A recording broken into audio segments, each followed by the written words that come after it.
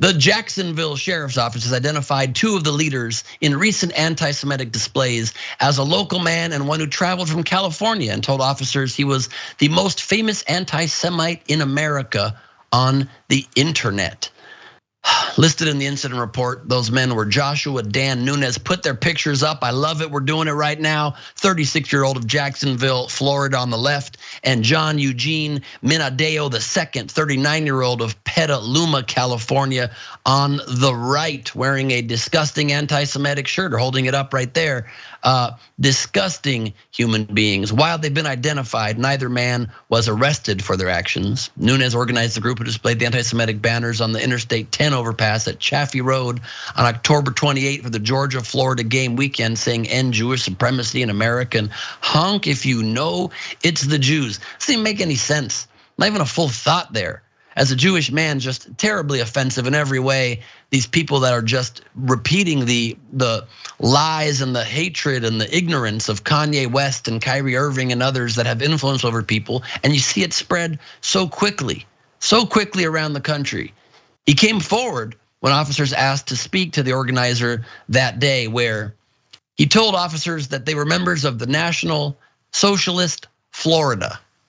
He established the group according to the ADL Center on Extremism, which called it an emerging Duval County-based neo-Nazi organization that has in recent months dramatically expanded its range of activities. On the I-10 overpass that day, Minadeo also was operating a small drone above the National Socialist Florida group. Nunez said Minadeo was not part of this group and he would prefer that the drone man was not there with them. Minadeo, who listed his occupation as internet broadcaster, I personally take offense as part of that group, was polite but evasive, according to the report. He told officers he was once arrested at Auschwitz in Poland. Wow. The next day, Minadeo used his drone to film anti-Semitic messages referencing Kanye West being displayed with a laser on Jacksonville buildings, including one at the Georgia-Florida game at TIAA Bank Field. He said someone else operated the laser, but he would not identify them. During that filming, a cluster of police officers was trying to block the laser, but he told them he and the operator were following the law and trying to stop them would violate their First Amendment rights. Wow, a woman passerby who was apparently Jewish and did not like the messages punched me in the head, a move the police witnessed but ignored, as in that case they should have. The state attorney's office in Jacksonville received inquiries about the legality of the recent protest and messaging, but what many view as hate speech is considered free speech by the US Constitution. Quote, if this office is presented with evidence indicating an intent to directly incite imminent criminal activity or specifically threaten violence against a person or group, then criminal prosecution may be implicated, according to a statement from the state attorney's office. So there you have it. A lot of racism running rampant. Yasmin, your thoughts? Yeah, well, it's like what we were talking about. These don't seem like very intelligent people. And as you mentioned, it's sad that people are so susceptible to influence from celebrities or from whoever their leaders are. And that's why I never buy it when people say that we should just dismiss comments from people like Kanye or Ye and Kyrie Irving whenever they say things publicly. And that's why I was worried from the moment that Trump started saying terrible things on Twitter back in 2015 when he was running for president the first time.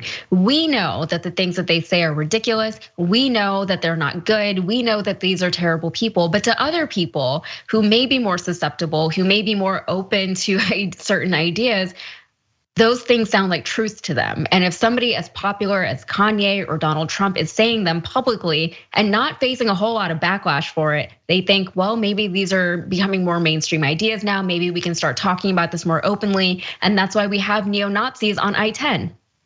It's a very straight chain of events. Yeah, it is so true. You see the direct line. It's so obvious. As a Jewish man, let me speak on behalf of all Jewish people. We're not controlling you. We're not controlling anybody in Jacksonville. We're not controlling anybody in any part of the world. You're free to be who you want, and we see who you want to be very clearly there. It's just so weird how much of sheep these idiots are too, because they instantly parrot whatever their favorite celebrities put out there. They instantly parrot whatever. All of a sudden it's the Jews this week. The week before it was black people and Kanye with his White Lives Matter shirts. And it's just always jumping to different scapegoats to explain away their unhappy lives and their dissatisfaction with who they are as people.